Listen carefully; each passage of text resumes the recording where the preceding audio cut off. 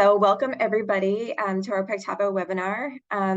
So I'm going to go over some basic stuff about what advisors specifically can do, maybe some differences between what a user and an advisor can do, and then also with the design program. So we're going to go as quickly as we can because there's a lot to go over. So feel free to write a message in the chat feature if I went too fast or something wasn't clear to you. And yeah, so here we go. So I'm going to start first in the Advisor Center. And this is obviously for all the advisors. You have a lot of control over the book itself in this section. So when you first open it up, it does have some book specifications. It has deadlines. It has a whole bunch of other things. And also new this year is the personalization. And it's different for book types. So the book that I'm in right now is actually a hardcover book for Smythstone Books, which is a typical binding for a lot of high school books. So it's a little bit of a different option. For the softcover books, you can actually edit and add. Over here would actually be a message box, so you can actually tell where you want the personalization to go in your book with details, and you can select the color and the position and all that stuff here. For the hardcover books, the options are a little different. We do the foil for the hardcover books, and the only options you have are the lower right or upper right, so it's a little more limited, but you do have the option for the softcover books. Like I said, there will be almost like a box for you to write notes in to tell you where you want the personalization. If you don't see that here, one, you might not be signed up for it. So if you ever needed to make a change for whether or not you want to do personalization, you just reach out to your Coffee Pond manager, and they can turn it on for you outside of here. But other than that, it really just shows you some basic stuff about your books. To the left of that, you will see under Advisor Center, you will see user management. This is where we set up the users in Pictavo. So all the advisors that most of you or all of you should be get set up by your Coffee Pond rep. You guys cannot set up another advisor. And the main difference between the advisor and the user is that advisors have 100% access of the whole entire book. So I can't limit what you're doing. So if you have another advisor, they just have full access. You can't control their settings. I can't control their settings. You just have complete access to everything. So you might have either like another student, or you might have another parent volunteer, and you don't want to give them complete access to your book because they're just doing like a small part of it. One reason mostly will be not because you're worried that maybe someone will do something that you don't want them to do. Usually it's because accidents happen, things could get deleted. And so you just want a little bit more of control of your book. You don't need, I think, 5 advisors in a book. You could have 1 or 2 or 3, but you don't want everyone to be an advisor. So you could easily set people up. The one thing I do first, if I was going to create a user in here, is set up a group. This helps you kind of organize permissions, because when you set up a new user in Pictavo, you can kind of control everything that they're doing to a certain extent. So here I would set up a group. You could call it like parent helper. And then you can let Pictavo know what they're allowed to do. So if it's not checked off here, they can't do it. So a lot of people will say, yes, upload photos. Yes, they can download photos, update an image. You can say, maybe I don't want them to delete an image, or yes, they can delete an image, but I don't want them to delete the folder. And so you go through all this different sections and say, yes, they can do this. No, they can do that. So some of this other stuff, the portrait management, that is the, the portraits that you get from your photographer. And a lot of people don't give people other people access to this, because it is very easy to make mistakes when they're on the page or in the database of like accidentally deleting a student or things like that. So people definitely limit who's doing the portrait management a little more. They don't give access to everybody. So if someone's not working on it or doesn't need to work on it, I think it's better not to give people permission to use it. Other than that, the same thing, page creation. The flowing portraits is just a term that we use for putting all the portraits, your school portraits, on the page. So a lot of people don't do that. There's also move pages, deleting pages, approving, rejecting pages, all those different steps. So you kind of go through it and you say, yes, they can do that. No, I don't want them to do that. And approving, rejecting pages, if you're not familiar with that, it's a step. Approving pages is a step that we do before you submit your book. Most users don't have that option to do that. If you do have the option to do that, it looks like a thumbs up and thumbs down icon. If you don't, it looks like a check mark. And so, and it doesn't submit anything to the printer. All it does is lock the page down, but we can also reject it to unlock it. And yeah, I can go through that a little bit later too, but that's what that is. So you just go through all these different things and you say, yes, no, I don't want them to do that. And then you just hit save. The benefit of doing that is if you're going to have a bunch of people working with you, and you're all going to have the same permissions, you don't have to sit there for every single person when you set them up, all the different permissions. But however, you could create multiple groups for different people. So if, let's say you have 5 people helping you out, maybe doing like a 5th grade, like their 5th grade pages where they might do like a survey or questions, any of that stuff. So you might have several people working on that. You might have someone else just editing or going through and checking for errors. So you could literally set up multiple groups with different permissions. And that way, when you go up here to set up a new user, you can actually select that group right at the bottom. So you don't have to go through and set those permissions over and over again. And so I'm just going to go and edit this one so you don't have to watch me sit there and type all the information in so we can see it. You just add an email address in there, a name, you set up a password for that person, and then here you have that option of selecting that group. So there's that parent helper one we did, select the right one, and then you just hit next. So you see this is the second step to setting up a user. Everything's checked off because we already selected that group. And then you go to the next one, and this is the last step where you actually let Pictavo know where that person's allowed to edit. So you could say, yes, they have access to all pages by selecting here and selecting all. And then we'll select all. You could also say, no, I don't want them to do that. This person is just working on 5, 4, 5, 6, and 7, 8. And then that person will only have access to those pages. They'll be able to see the whole book, but when they go to a page that they don't have permission to be on, they'll just get a warning that they don't have permission to edit that page. And then you just hit save, and then they're in there. And so anytime you need to make an edit, you can always go back in and make edits to this at any time. And then underneath user management, you have book setup. And so I have this right here. This is also the one thing that you'll see here is the American Grid. That is also different and specific to the Smithsonian hardcover books. So you might have different options than what I'm seeing here, depending on the book binding type that you have. But that is here. The one thing too, if you do have the Smythe binding for the American Grid, is the way to turn on the grid-based templates that are new this year. Those are the only way to see them in here, and they're only available for the Smithsonian books, but that is the way you turn them on right here. And when you turn that on, you see an icon on the page design program that says portfolio, and that's where those are. And then underneath that, we have fonts. So automatically, when you set up your account in Pictavo, it does default to the fonts being off except for one. And that's to really get you to kind of focus on the fonts that you want to use throughout your book and to help you be consistent. So you should have gotten a kit. If you didn't, you can reach out to your person and see if you can get that. But it did come with a font poster and then also a font, a guidebook with it. It will show you all the different fonts. The cool thing about it too that I really liked what they did this year with the fonts, they actually showed you all the fonts in different sizes. Because I think one thing that's a struggle in Pictavo is that it's on a screen, so everything looks smaller than it will actually print.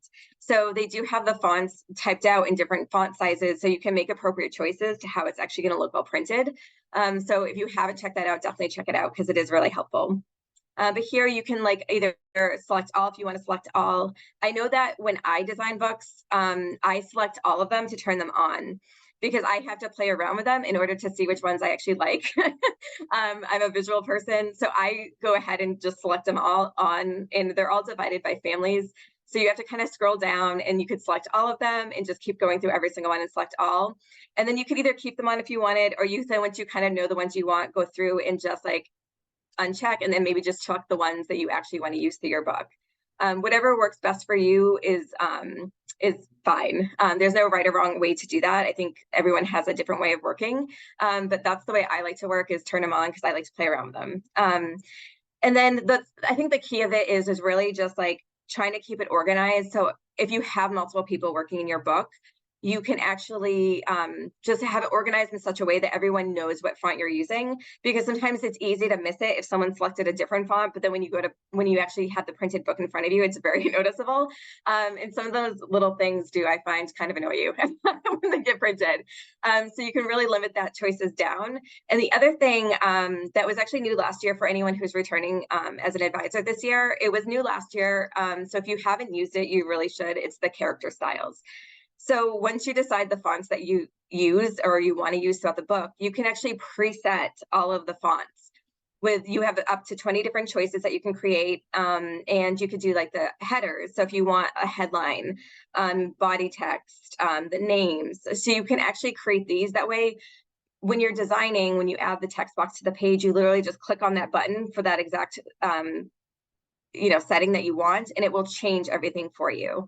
And so you can do it in two places. One is obviously here, and the other one is actually on the page when you're designing, and I'll show you that a little later. But it's very simple. You just hit build additional styles. You can name it. So you could say, maybe this is Halloween, because you had a specific one you wanted to use for Halloween. And then you just go through here, and then you just select the type of font that you want. It's kind of Halloweenish one. I'm not going to think too hard about this because I could go on with fonts forever. I'm just going to click one of them. We'll do that one. And then you can actually change the color. So let's say I'm going to want it orange. And then I'm going to do the size. Here, you do not have to just hit the plus or minus sign. You can actually just select it and then type in a number. So you could do that. And then you have all these other choices too, like lead character spacing, leading, the justification. And then also this is the all caps. So if you wanted something in all caps, you could easily hit that. And then you can also do the underline here. And then you just hit save. And then that will show up here. So that way, anytime someone is designing your book and they know like, oh, that's the headline, and they just have to select that. It does make it very easy. And so if you haven't used it, I recommend using it because it will save time. So definitely check that out. And then also as an advisor, you do have other controls in the book. You can really limit what people can see all the way down to like the colors that show up in Pictavo. So if there are certain colors that you really hate and do not want in your book, you can uncheck it. And so I'm going to apologize. Pictavo does not love Zune, so there's some things that there is a little delay with that. So, but you can literally go through here and then uncheck any color that you might not want in your book. This is not necessary. There's on the pages, you can actually save specific colors for the group. So everyone who's logged in your book can actually see the colors that you're using, which also makes it consistent. And I'll show you that too when we get to the page design. I don't really have anyone who unchecks the color here that they don't want to show up, but it is here in case you want it. And then underneath that is the whole lookbooks. And these are all the themes that are in Pictavo every year. So if you have a specific theme that you're checking, let's say you're just using Busy Bees and you don't want anything else to show up, you can literally go through and then like select this, and you can uncheck any other theme in Pictavo so that way it doesn't show up. Again, I don't have a lot of people who do this. Most people, once they stick with a theme, they just work with that theme. However, those options are here for you to kind of play around with, so you can kind of go through and check and uncheck what you want. And then the last thing too is the page numbers. You do have a little bit of control over the page numbers in Pictavo. The positioning of it, you can change the font, the number of characters, the color options are black or white. Whether or not you want a shape around it, it usually defaults to that oval shape. And then whether or not you want the numbers to appear on like both or left, right, or specific pages. So that's on there. So next, I'm actually going to show you the ladder. And then we'll get to the good stuff, I promise. But I'm going to get this stuff over with first because it is important. And so I think it's always this intuitive stuff. So I like to focus on this stuff first. So the ladder is important. And one, if you don't know what a ladder is, it's just another term for like all the pages in your book kind of laid out. It's where we organize your book. Depending on how big your book is and how many people are like working with you, you can really get super organized in here. One, you can actually add the page descriptions right here. You just click on that or click on the pencil, and it allows you to type in what that page is supposed to be. And it does that. So like if you have other people in here and they're like, well, I'm supposed to be working on 5th grade pages, but I don't know where that is. they can easily see it here, and this title will show up on the page, on the top of the page when you're designing, so you know what that is.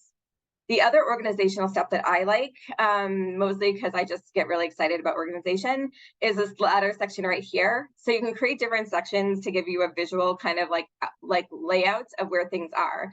So I could just hit new section, and I could actually just say title it and then assign pages to that, even assign users and a color. So when I go through the ladder, it will actually show me the different colors so I can see where the new group is. So I see, oh, that's 8th grade. So you can easily see where that stuff is. And then up here, you can actually sort by that. So if, let's say you were just working on the 8th grade pages, I could hit that and say sort, and then it will just show me those 8th grade pages in the ladder. So you can do a lot of organization within Pictavo to keep everyone on the same page and just make it easier to kind of navigate. So if you do have a large book, you're not seeing 200 pages if you're only working on 5 of them, or you just are one of those people that likes a visual kind of guide to where things are. So whatever your reasoning, there are lots of different ways of kind of organizing within Pictavo. And then here, you'll notice there is a plus sign for adding pages. You do not have permission to add actual pages to your book. If you notice it, it's just practice pages and end sheets and covers. If you have a soft cover book, you won't see the end sheets. Those are the hardcover for hardcover books only. But those are the only options you have in Pictavo. And so previously, like working in Coffee Pond, we were able to add pages up until the covers were submitted. They changed that this year, where we actually have to ask the makers of Pictavo to add the pages for us. And that's mostly to just kind of keep things a little more streamlined, so we know the page count for everything, and I think that they know what's going to print, so they have a little bit more control over what changes that we're making. So if you do need to add pages, you can just reach out to your person at Coffee Pond, and we can easily add pages for you. And just keep in mind that depending on the book type that you have, for the Smythstone books, it has to be divisible by 16. And for the regular hardcover or the softcover books, it's divisible by 4. So if you take away or add pages, you have to keep that in mind. Here you also had usage and tracking. This is more helpful for the people who are working with a class or a bunch of students after school, where you can actually see what people are doing, where they're doing it, and actually export a report on that. But you can also see anytime the last person who edited a page here. So if you ever like, well, someone changed the page on me, I want to know who did it, you can always see who did it at the bottom here. There's also the share in PDF. So within Pictavo, you can actually print a page, you can email a page, you can also email a link to a page to anyone right from Pictavo. It is helpful if you're working, let's say, specifically for like, let's say homeroom. So you are putting your portraits on the page by homeroom teacher. For any of those people who are doing that, what I recommend is once you get the portraits on a page, you actually send a PDF to all those homeroom teachers and say, hey, can you proof this for me? Those teachers will know the students more than you will. They also know if there's nicknames that they go on, if Johnny is not really Johnny, because maybe someone mixed their picture or something got inputted wrong when all of that stuff was getting into our system. And so it's always great to have everything proofread. And this is a great way to do that. So you're not like having people log in or, different things like that. So you can easily do that. So once I put that in, the next one you have saved to your device, email an online link or email a PDF as an attachment. And then you could easily just add in an email address here.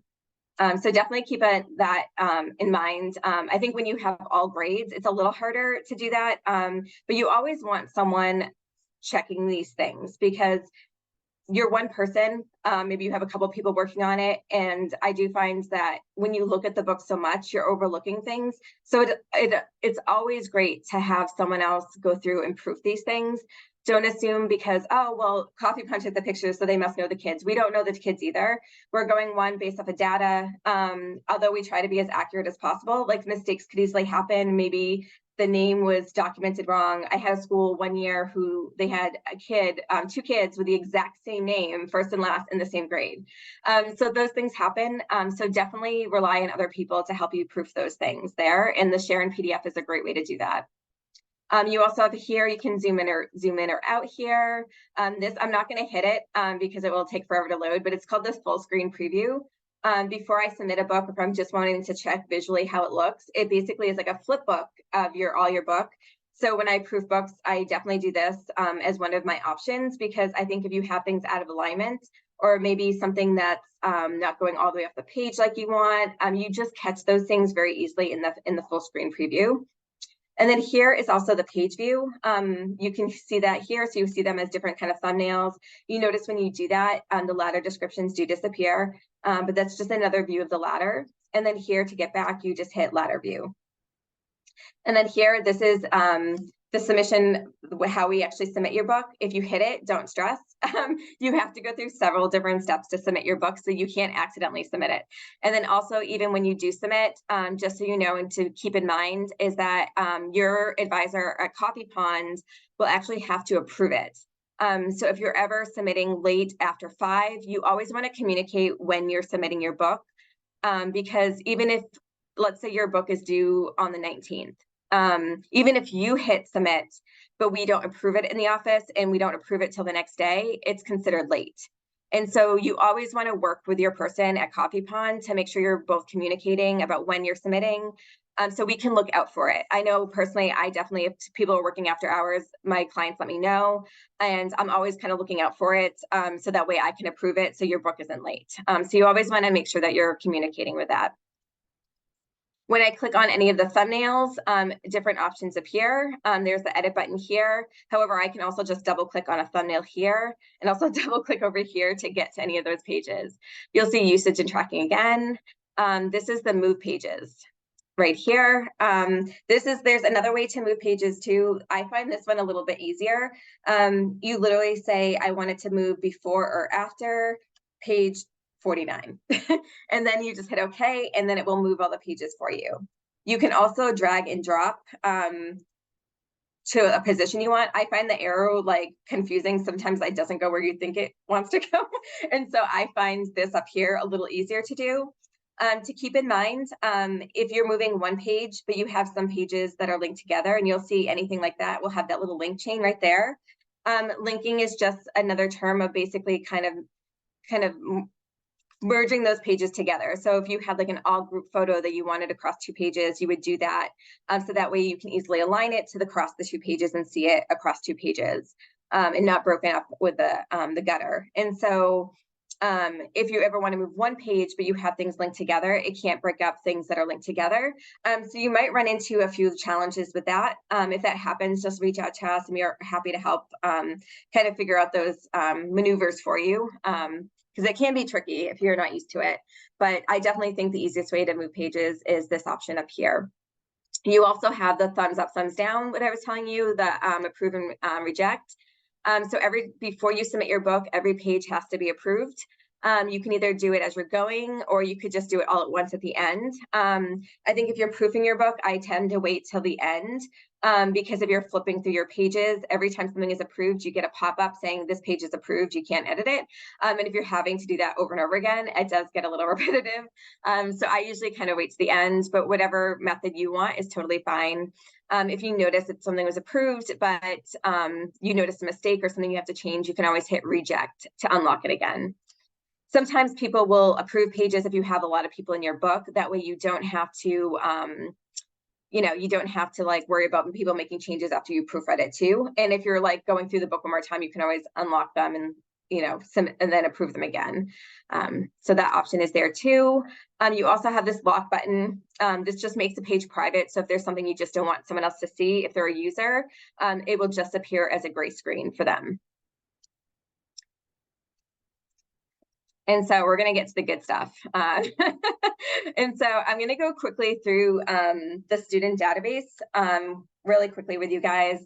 There is 2 things under the student database. It is the reports, the roster and reports, and the portrait management. The roster and reports is one for people using the tagging feature in Pictavo. A lot of high schools use it because they're doing an index, which is just a table of contents kind of for your book, where it tells you where everyone is in the book and what page they're on. It is very time consuming to tag every single person in the book. So mostly high schools do it. And even then, not all high schools do it, but that's what that is. And the other section is the portrait management. And this is where all of your portraits will go with Copy Pond. And I'm going to just do a quick test so you guys can see. We're always happy, one, if Coffee Pond takes your portraits, you'll automatically have it. We'll automatically upload those for you. If you use another vendor for your portraits, usually what we can do is you can send us when you get those portraits. Sometimes you get them as a link through Dropbox or another portal, and we can always forward that to us, and we're happy to get these in there for you, because it can be very tricky and it's very sensitive. So if you don't do things perfectly, the information does not go in there correctly. So I'm just going to do a really short one so you guys can kind of see what it is. And so I'm just going to back out of it too. I just did like a small one as a test. So normally what you would do is like you would have a yearbook folder, and then you'd see all these folders in here. And you don't see it here, but there's actually a file called index.txt. Pictavo is very specific. This file has to be called index.txt. When you open the file, this is what it looks like. It's just all the information that Pictavo is saying, this folder, this image, that's that person. And so it's just a data file that attaches to the pictures. So see that down. And so when you open Pictavo to do it, you're not going to actually see that index file. It looks like it's not there. So it looks like it's an empty folder. We're gonna have faith that it's there. So when you know you're in the right spot, you're just gonna hit upload. It's gonna tell you how many files, and you know you did it right because you see a picture and you also see names. And so here, this is where the important step is. You have to make sure that it's aligning to what the columns are. So yes, that's Shannon. Obviously, her last name is not Test. So we're going to change that to Bailey because that's her last name. And the other important step is the grade and homeroom. So depending on how your school sorts these pictures, you want to make sure either or both are selected. I usually try to do both, even if you're sorting by homeroom or grade. I just have both of them in there if you have that information. So for something like faculty, it's very common for it to be faculty for both. So one is homeroom, and then one is grade. And so if you had homeroom as like Sweeney, that could be under the homeroom, and then grade would be fifth. And so you'd see all those in the drop-down menu. Once you have it right, you hit next, and then you're going to agree. And then you can choose between I want it by teacher, homeroom, or grade. You have the option, even if you do by grade, you'll see both in there as long as you selected both options. And then it just runs through it and uploads them in there. And then you'll get this if someone attended both retake day and the original. Depending on what company you use, Coffee Pond uploads both of them at the once. So we have the original and the retake. And then other companies might send you the original images, and then you might get another one after retake day. But we do both.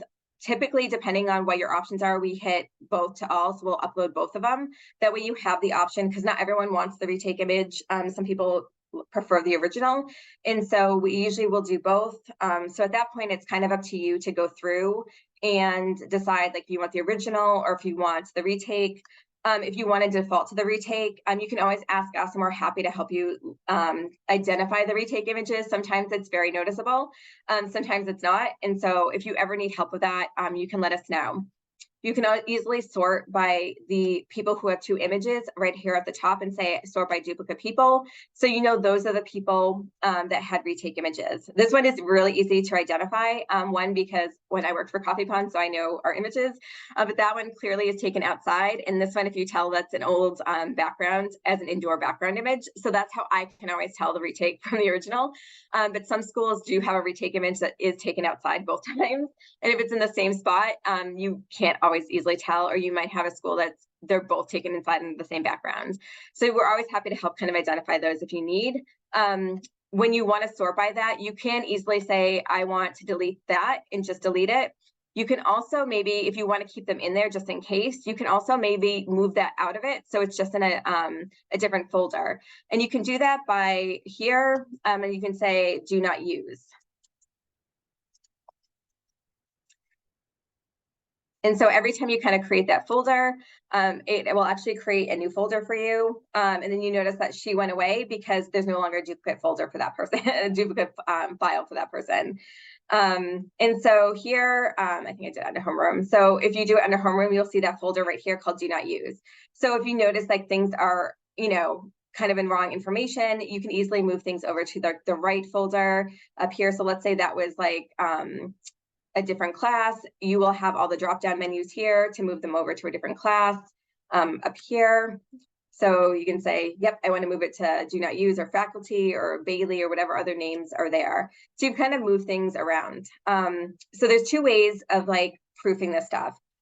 You can easily do things on the page. You could get the images on the page and then say, okay, that's not the correct name, that's not. Or you could do everything here and then add the pictures to the page after. So all we do, either way, it will update the pages.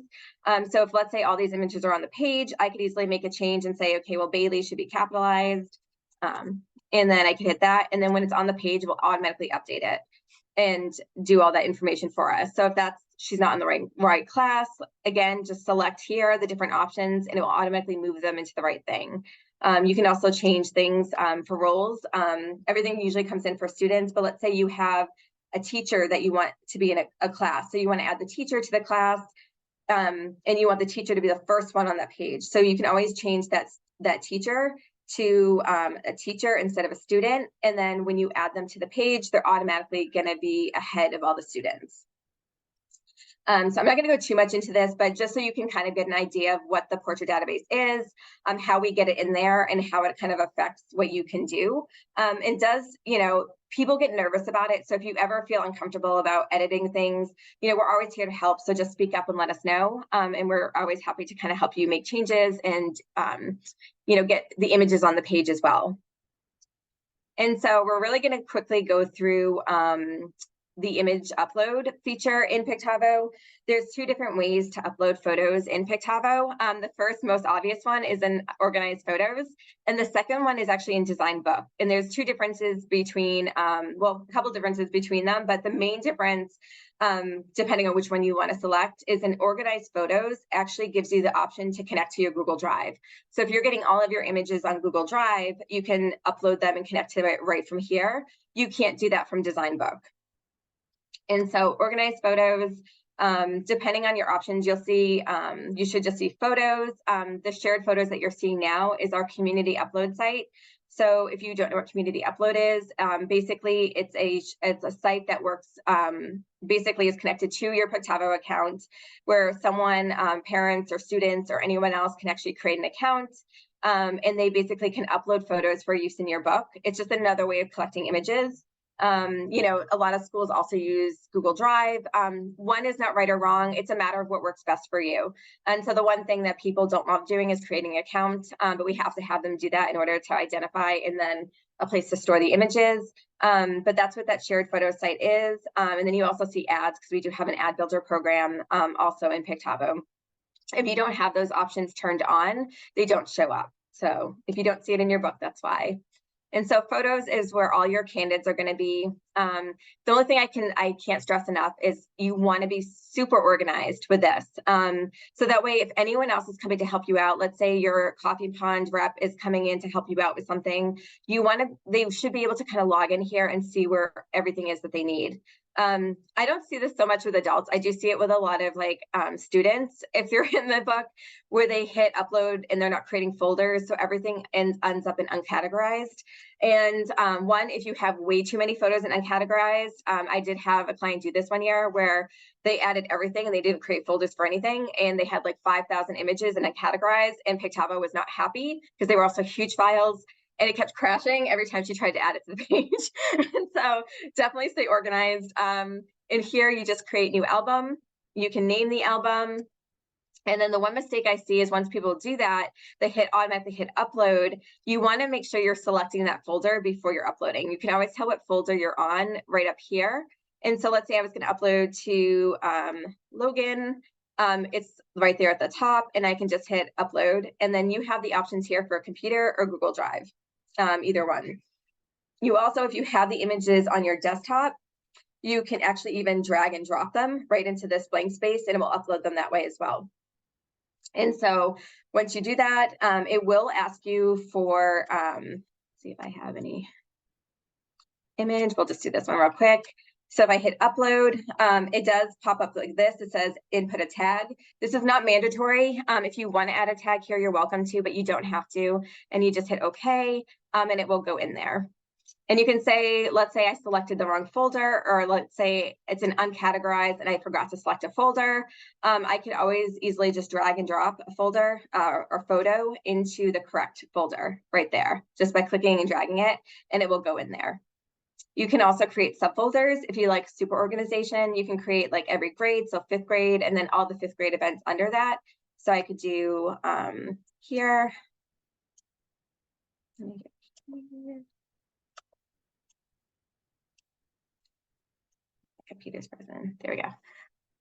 And then hit new album. And so we'll say 5th grade. And then under that, and then I'm going to go and find that 5th grade folder. There we go. And then you'll notice it's open, and then I can hit that new album again, and I can say butterfly, like day.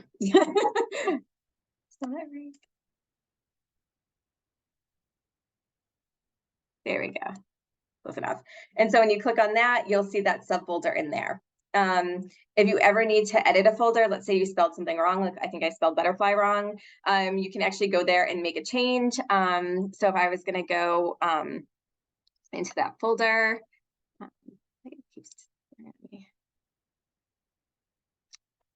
you can go into a folder, and let's say I didn't want the asterisk on there anymore. I can always click on it and then hit rename or delete, so to delete a folder. So you can kind of like always make changes if you need to. That, then rename album, and I'm going to take that out as sample and then hit OK. The delete album never shows up if you have images in the folder. It does that as like a safety measure, because if you accidentally deleted a folder of images, and let's say you don't have a backup anywhere else, like you can't go back after that. And so in order to delete an album, you actually have to delete all the photos in that folder, and then you can delete the album after that. You can also, there's some editing tools as you're kind of going through. So if you say you're looking at all your candidates and you're like, oh yes, I love that, I love this, I love this. So you can kind of go through, and so like the things that you're designing, you can say, yes, I want to use this one. Yes, I don't want to use that one. So when you're on the page, it's easily kind of to identify the ones that you already approved.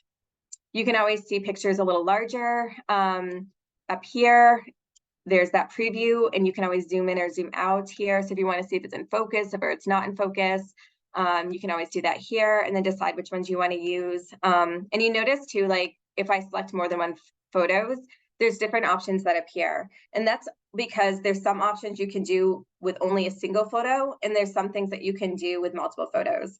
So right now, the only options for multiple photos are the rotate left or right, or the tagging feature. And so the rotate options used to be super important in Pictavo. This year, it did change, where previously, if you've ever worked in Pictavo before, you probably have experienced this, where a photo went in the wrong way. And you could rotate the box, but you could not rotate the photo within the box. So basically it would change the position of your box that you might not want to do because it messes up your template. But this year they actually changed it so you can rotate a photo within a box without changing the box. So this is less important this year, but it's still here. So if you have a photo that comes in the wrong way, you can always still do that. But there is an easier way to change that on the page. And then when I have just one photo selected, it has other options. So the option to download. So Pictavo only lets you download one image at a time. This is really kind of purposeful on their part, mostly because they don't want you to use it as a way to kind of store things. They want you to always have a backup somewhere else. So it's not easy. You can easily download, obviously, one thing at a time. It's very time consuming if you have a lot of images. What I recommend is having like a Google Drive for your yearbook where you're storing photos, a system in place where you're storing photos, especially if you know that, let's say the kindergarten class this year, you might want throwback photos for when they're in 5th grade. Have a way of like doing it, a place that's that is shareable for every person who's taking over your yearbook, where you're having these images that you can access, and that is something that's meant just for the yearbook, so you can pass on information. Before a lot of you joined, I was talking with someone about new advisors. There are some schools that they might get a new advisor every single year because it's just a 5th grade yearbook. And then so just a 5th grade parent volunteers for that. If that happens, what I recommend is having a shared site, like Google Drive is a great source. where you're keeping things, create a yearbook specific email for your school. And that way all the communication that they're doing, we even have one that does it with Coffee Pond where they just email us with that yearbook site. So all the old information is there. And everything is on that. So old images, old flyers, just a little kind of a cheat sheet for the person taking it over every year, especially when you have a new person every single year. It's very hard, especially if someone's kind of leaving the school or they're like all their kids might have left the school. And so you're trying to access that information. And so creating things like that you can share with someone, even if it's not a new parent every year, like when you have new advisors take over, it is very helpful for any, like I think a lot of you are new advisors, and you know how daunting it is when you're trying to piece all the puzzle pieces together. And so we're always here to help with that too, but there's some things like if we don't work at your school, we might not have all the information you need. So as many things you can kind of create to kind of pass on to anyone else from the next year is always great. And having those kind of a shared just yearbook folder, a file or place for that school is just amazing. So that's my little lecture about that. So here, the download, only one at a time. It can be done. I've done it. It's not fun. It's not awful, but it does take a while. And so there's also that option here, and then the option to delete a folder, a photo too. And then here you can also sort by unused photos, something used more than once. Another kind of lecture is like when you're uploading photos, maybe just do a few options you're not sure of.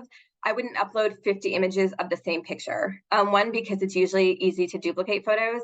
Pictavo will know based off of your image number if that photo has been used more than once. But if there was like 10 photos that look the same, this photo could appear 10 different times in the book because Pictavo is just looking at your image number. So if you're worried about that too, try to do as much editing as possible before you're getting in here. If there are things that are out of focus or someone's eyes are closed and you know you're not going to want that in the book, just either delete it out of here or just, or maybe create a folder called Do Not Use and move that into there so you know it's not something you want to use in your book, or just don't upload it altogether. And you can also do anything unused in the book as well. And so if you're kind of looking for photos that haven't, to kind of fill in spaces, you can see what hasn't been used in your book as well. Yeah. So let's go back there, and then let's go to the stuff that everybody wants to know about in the designing pages. So to design, you're going to go to Design Book. You can always go to the ladder and get to any of these pages from there too, but you don't have to go to the ladder to get your page. If you're just going to the page, you can go right here.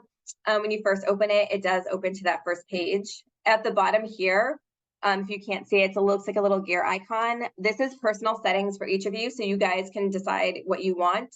Every person can change this based on what they want. The one thing too is you can always put reopen to the last page that I edited. So every time you go into this, it will go to like page 24 if that's the last page you edited. To go back there, that is an option here. There's also this page preview.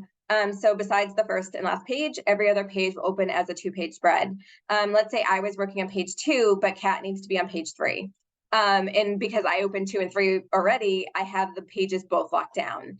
The one thing you can do is actually change that to single page view, and then Kat could change that to single page view, and then we will only see one page at a time, and we can both edit those pages. So that's a good cheat too, if that does happen quite a bit. So definitely take that into account when you're designing, that both of you can change those settings. And then you have other settings here too, the grids and guides. There's a bunch of things. I don't have the grid turned on my book, but you can turn that on too if you want to do that. But there's also the ruler guides and the smart guides. I like the smart guides myself. I don't love the object snap to edge or the bleed or the safety margin snap to object. And I'll show you, explain that a little bit why, mostly because the snap to, if you're not sure about that, basically what it's doing is it's saying snap to bleed. So let's say I had a photo here. This line right here is where we want to keep every important piece of information inside of. And they want you to stay within those lines with pictures, with text and all that. But let's say my page is a little overcramped and I need to just go outside the lines a little bit. So every time I have that option on the snap to, every time I go outside of that line, it's going to go and it go way over to the side. And so it's really sensitive, especially when you have clip art or text boxes with that kind of blank space where it's like an invisible space, it will also recognize that and it kind of moves over. And so that's why I don't love those options, but I do love the smart guides. And I'll show you that too in a second. So like I said, this is the bleed line here. everything important that you want to make sure it does not get cut off while printing should stay within the green lines. Again, if you had to maybe go over like a smidge right here, you will get a warning.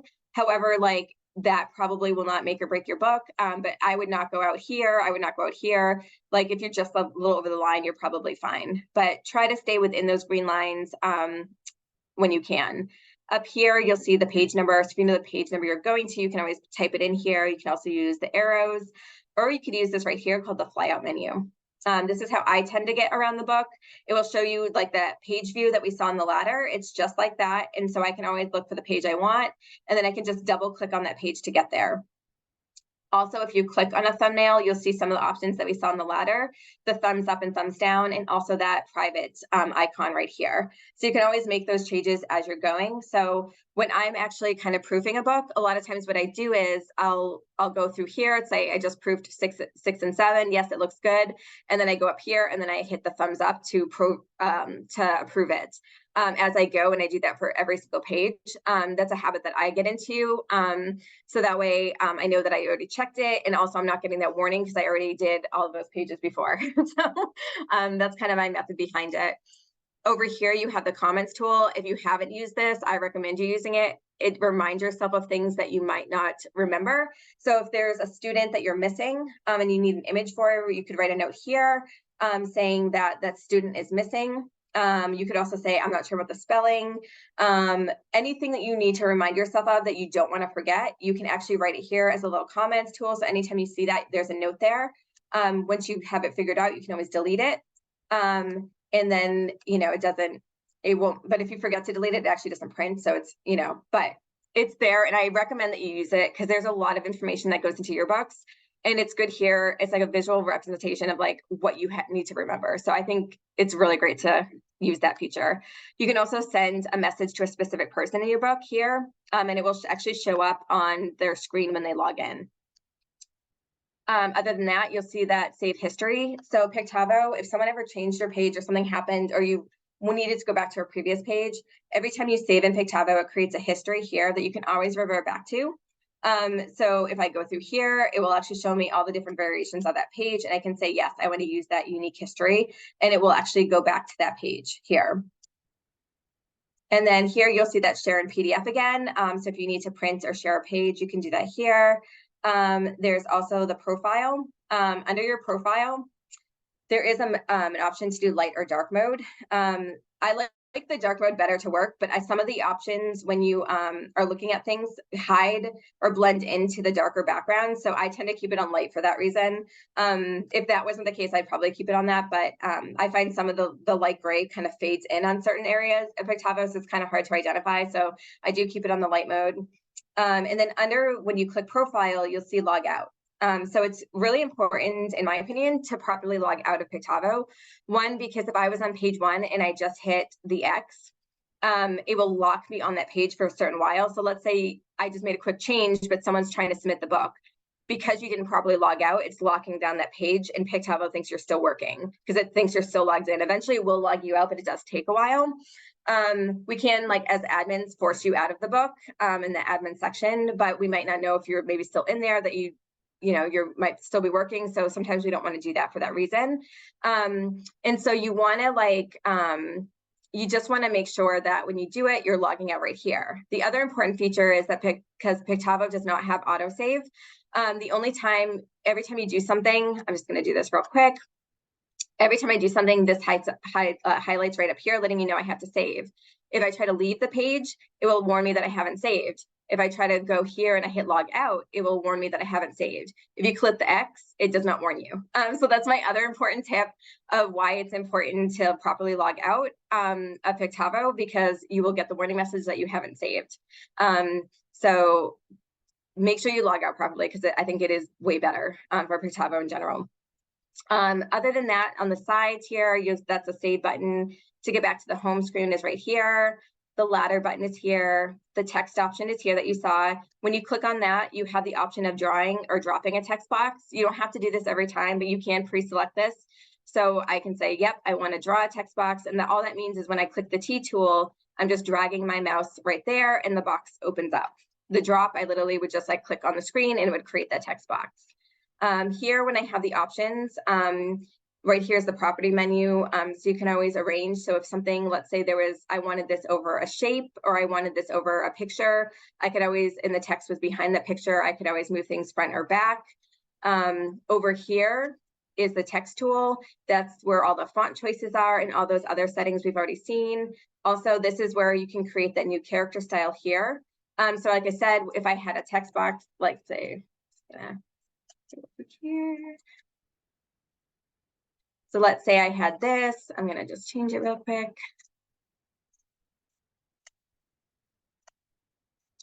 So let's say I really love that, and I'm like, I'm going to save that as a new character style. So here you can actually go here and say save as a new style. So that's where you can create those new character styles right from the page. So you don't have to do it in the other section. You can do it here as you're working. And whenever you create them, they will show up on that next icon right here, the CS and your character styles. So all of the ones that are here, you can easily click, and then it will change that to the actual setting that you want for that style, whatever you named it. So every time you do something, you don't have to sit there and reformat all of your text boxes. You just have to hit that button. Right over here, you'll see the effects tool, and so you can change the color. Some fonts will let you add a border, some do not, depending on the font style. If they know that border will not look right or will not print right for that font style, they will not add a border to it. So depending on that, the option might be on or not. If you were allowed to select a border, you could actually click on that and change the color of the border. There's also the drop shadows right here. And when you do a drop shadow, you can change the color by clicking on there. You can also change the XY distance of it, depending on where the shadow is, and then also the blur. So you can make it more of like a solid versus that. And I'm going to make that bigger so you guys can actually see it. There you go. And so like that looks awful, but you want to do that. But like you play around with it to kind of get the effects that you want.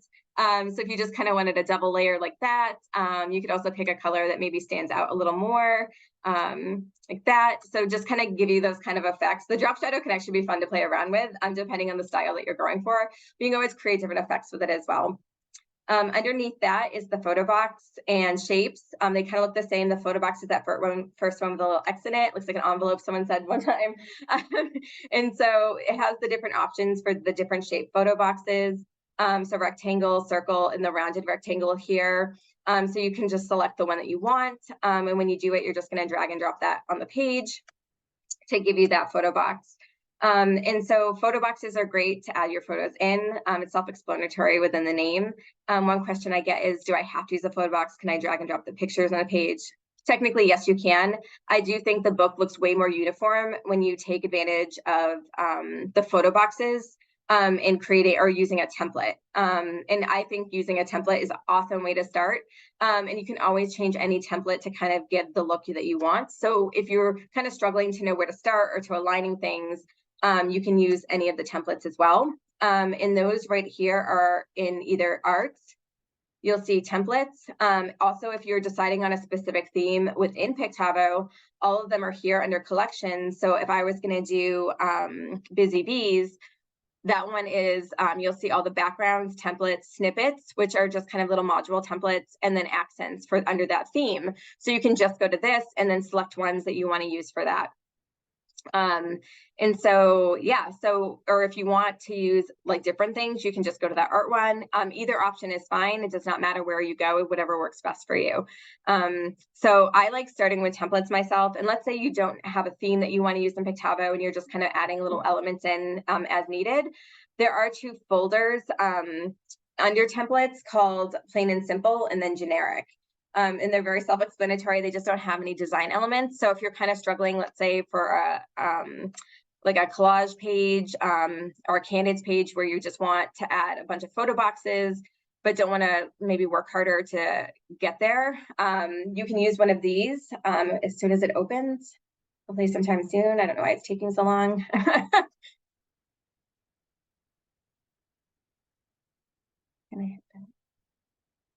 Did not take this long. I'm just going to refresh my browser real quick.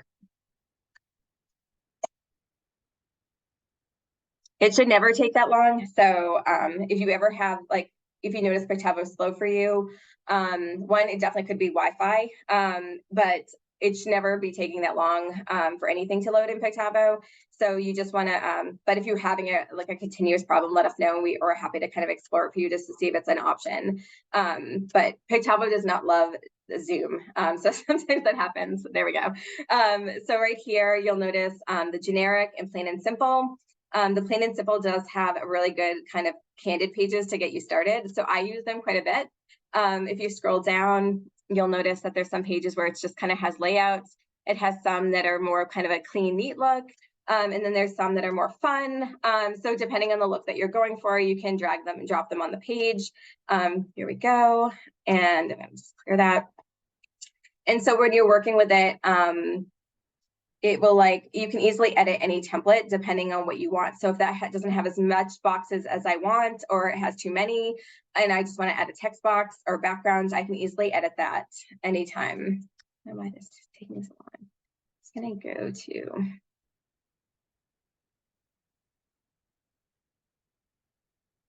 I'm just gonna do this. So this is also an important thing. Sometimes when you use Pictavo a lot, it does start clearing, collecting your cookies and cached images.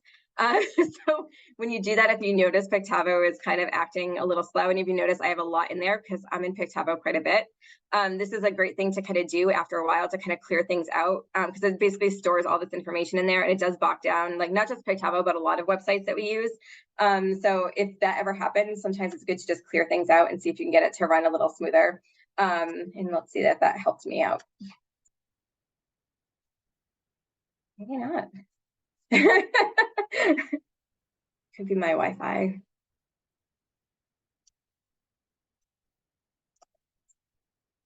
I'm just gonna log out real quick.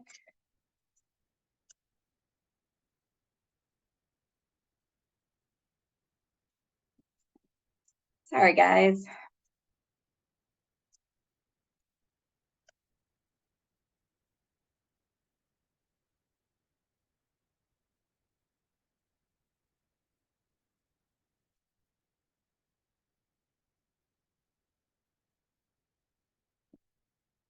It might be my Wi-Fi.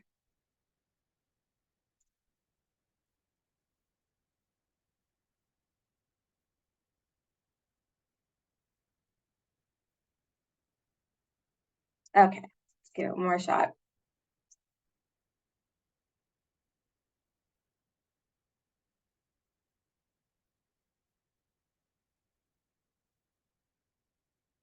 And so Pictavo, some of this that you're seeing, it should not even be this slow at all. At home, I'm actually on the road, traveling, working with clients. And so Pictavo should always run pretty fast. If your Wi-Fi is good and you have a good Wi-Fi connection, it should be really running fast. So like I said, if you ever have a problem with that and you can't solve it, let us know, because it should not be running slow at all.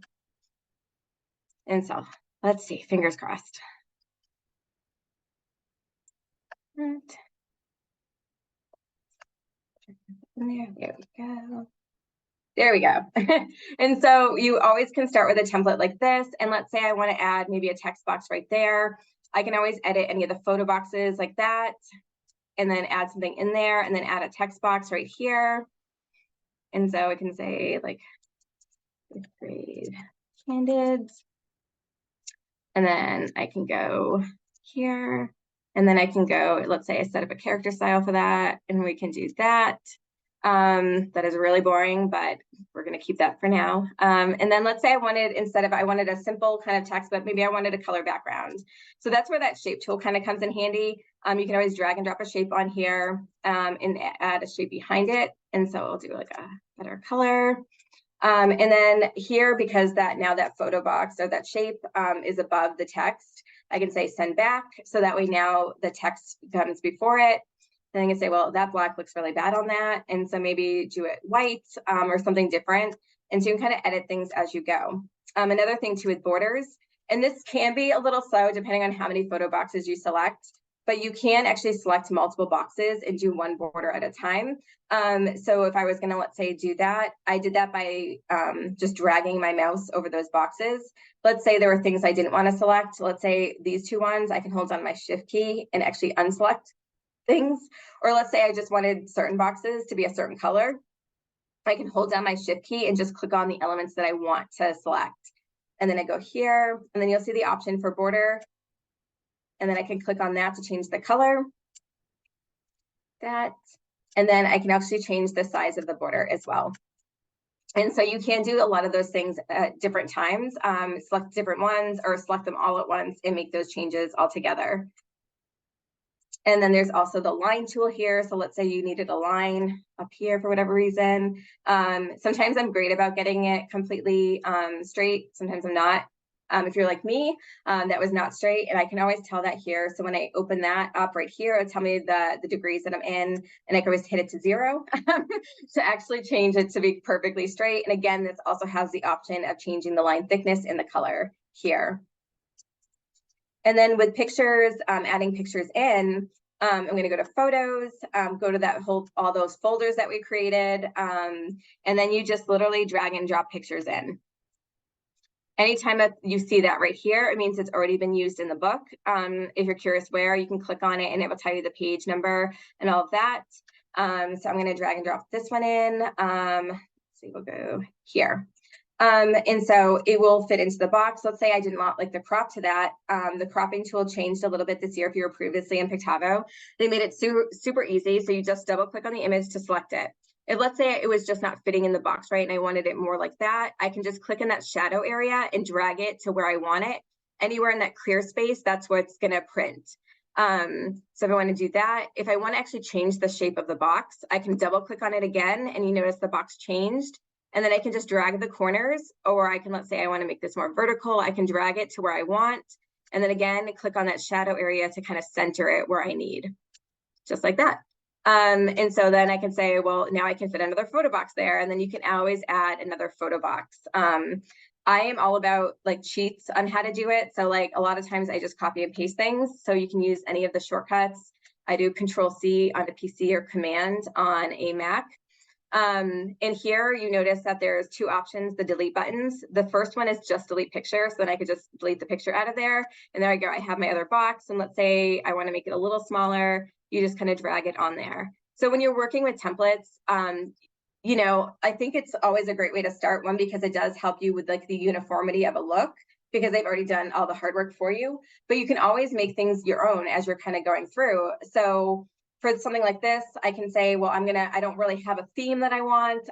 So here I can say there's other options. There's backgrounds that I can choose from. You could say, I just want a white background. Or you could say, no, I want other backgrounds. I want to add a little color to my book. Under library, there's obviously the themes, but there's also one called variety. And these just have a little more standard backgrounds. So they have imagery, if you like a little imagery in there, and they also have some that have patterns and some with texture. So there's like this one right here. Anytime I see this color wheel above a clip art or anything else, that means I can choose the color for it. And so I can drag and drop it right on there and select the color. And there we go. And then here, let's say this is the blue I want throughout my whole entire book. And so I have it selected, and I can say add to swatch. And then you can always name it. And then you can say, or you can keep it the same and just say add to project swatches. Every time I do that, you'll notice I have a ton of colors. All these project colors will actually show up in everyone's account. So they know that these are the colors you're using throughout the book. It's a great thing to kind of, unless you're doing a ton of different colors and you really don't care, but if there's specific colors you know you want to keep consistent, I would start saving them here. That way everyone has access to those same colors and it looks the same. You'll notice this year they added the CMYK feature. The Smilestone books are the only ones who are inputting these CMYK features in here. Because it's brand new this year. And if you don't know much about the CMYK, it's just a different kind of color, a different way of coloring things. The problem with CMYK in our computers is that our computers don't register CMYK. So when I look at a picture, I will get a color here, I'm seeing it RGB. And so it'll look a little different than what I'm gonna actually see well printed. We know that everything in the color wheel will print pretty close to what you're seeing. These are things that have been tested in the colors that we've used within Pictavo. The CMYK is new this year for those Smythe books, and you did notice in your kit that there is a color guide, and everything in there will, for those high school books or the Smilestone books, you'll see whatever is in that guide, you'll see printed exactly like what it's printed on the page in that color guidebook.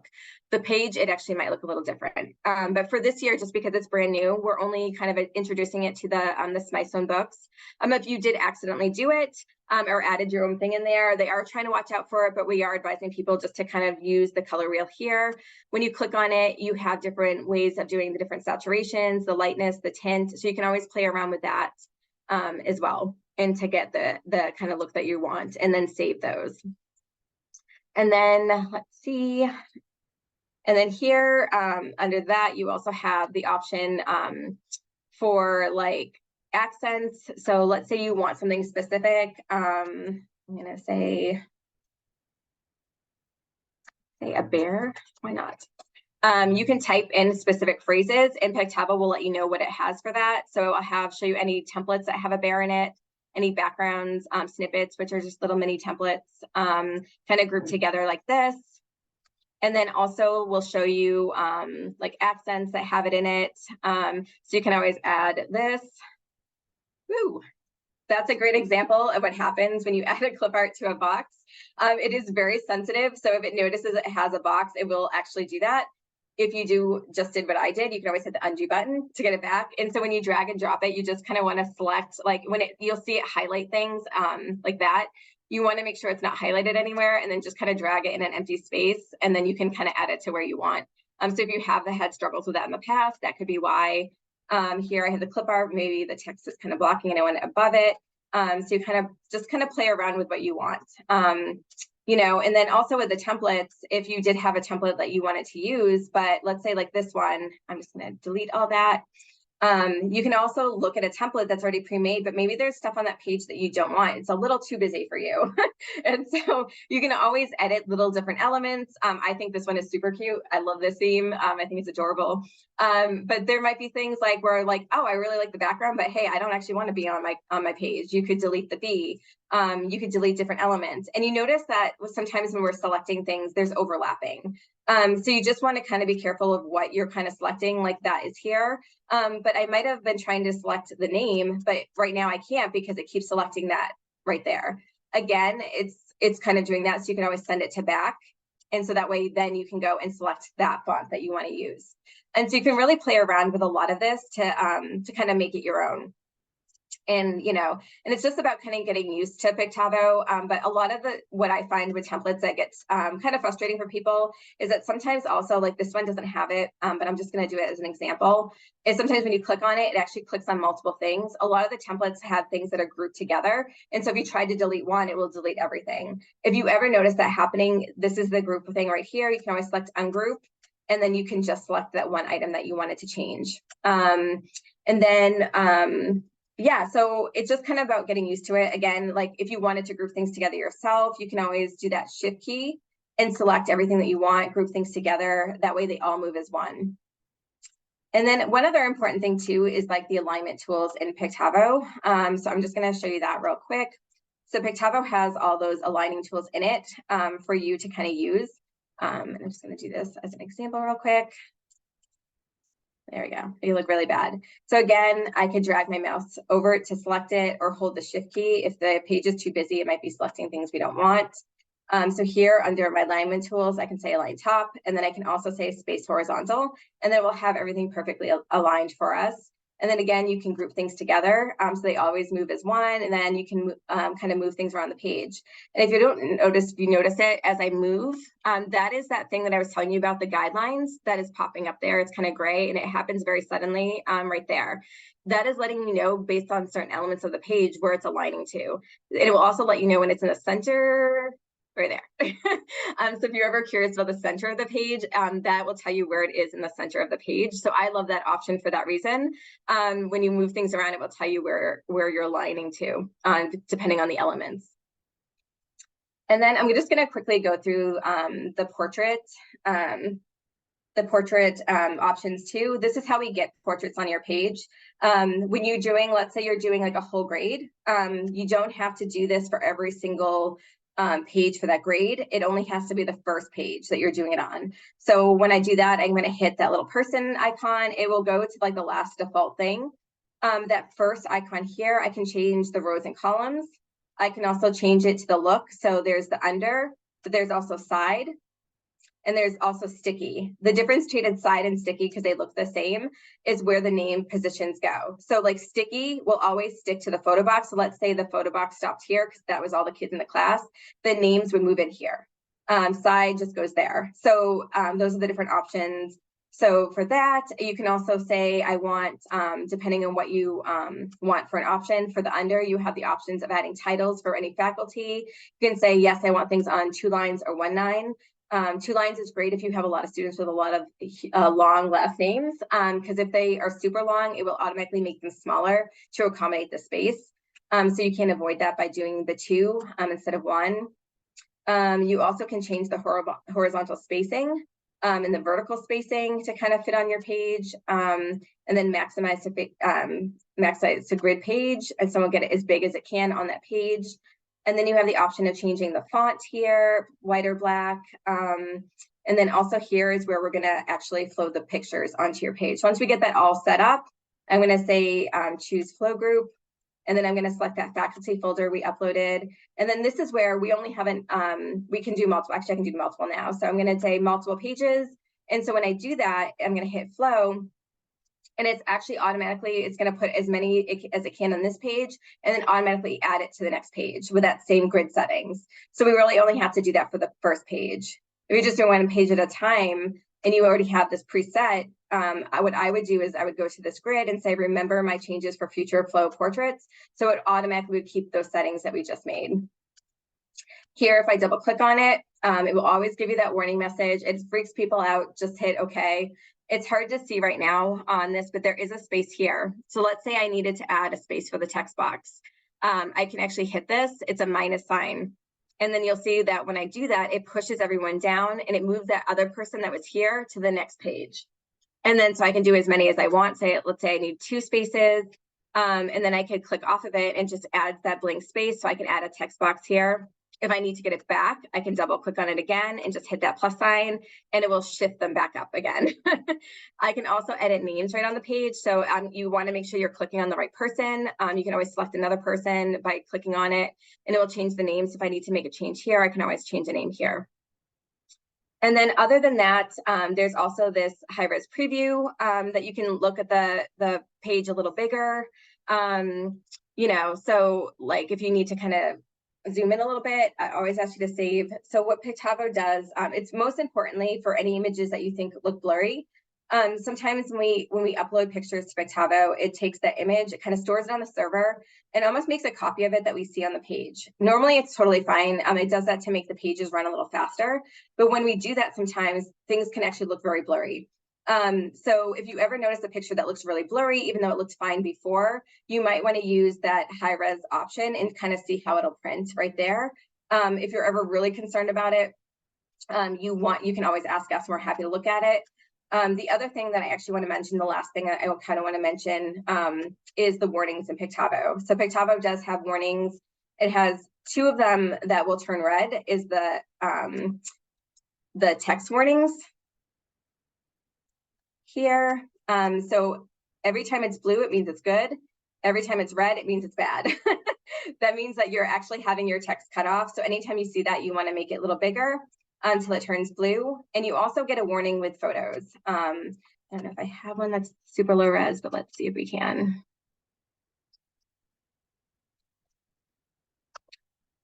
Go here. The low res one for pictures is obviously super important too. If it's giving you a warning, Pictavo is basically saying that at that size, it's too low res for what you want. And so you always want to make sure that if you can find an alternative photo for that, you add that to the page instead. This one's low res. And everything, Pictavo will always put the image on the page based off of the size that it actually is. You can always tell the quality of an image based off of the size. So if an image automatically comes like that, that is a thumbnail image and you need to get it out of your book. It's too small and it will automatically be red, or it's going to be blue, but at that size. And nobody really wants a photo that size. And you notice as I make this one bigger, eventually it will turn red. So it turned red there, letting me know that at this size, it's too low res. And so you want to make it as small as you can. For that, sometimes people say, well, I need it bigger. That's the only photo I have. If I went like that versus that, most likely it'll be fine, but that's where that high res preview comes into play. And so just kind of watch out for that. All these warnings do show up in the ladder. And so before you submit your book or as you're designing, you want to watch out for those ladders.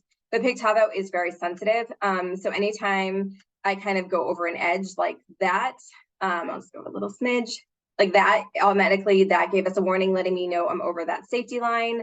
If you look at it, it's fine. It's totally fine to keep in there. Anytime you do a text box, it also is very sensitive. So if you have like a text box that has like empty space, it's also going to give you that warning. So sometimes the warnings aren't necessarily bad. They're just kind of there, but you want to watch out for it. You want to make sure the text like isn't completely over here. And it could be just that empty space that's doing that. So I'm like, that's kind of, good overall of Pictavo. But let's see if anyone has questions. I saw one in the chat come up. So let's see. Can you lock a template? Yes, you can. That is a great question. Yeah, you can lock a template. So when you do that, let's say we'll just drag a template on there really quick. It's one that I created, so I'll say yes. And so whenever you do that, you can actually drag everything on the template, like just drag your mouse over it. There we go. I did not do that. There we go. So you can do the same thing. You can actually lock it right here, that little lock, that lock sign right there. So every time I'm over it, nothing will move. I also do that quite often. It is very common when you get things perfectly and you accidentally, when you have a lot of layers to a template, things overlap very easily. And so when that happens, you do have things that will accidentally move and then you're trying to get it back to where it was. And sometimes I feel like with text, if you do the undo redo button, if you've ever done that previously, sometimes it does change the formatting of the text. The text can be very weird with the undo redo button. And so it's always kind of better to kind of move things in place. And you could also do the same thing. So if I didn't want everything kind of locked, I could just lock certain elements in place and not the whole template. But yeah, you can always lock a template in place by selecting it all and just hitting that lock key for all the features and then unlock it like I just did. And maybe just like lock this, see how careful I am, and then just lock that part of it. So yeah, you can always do that right here on the lock option.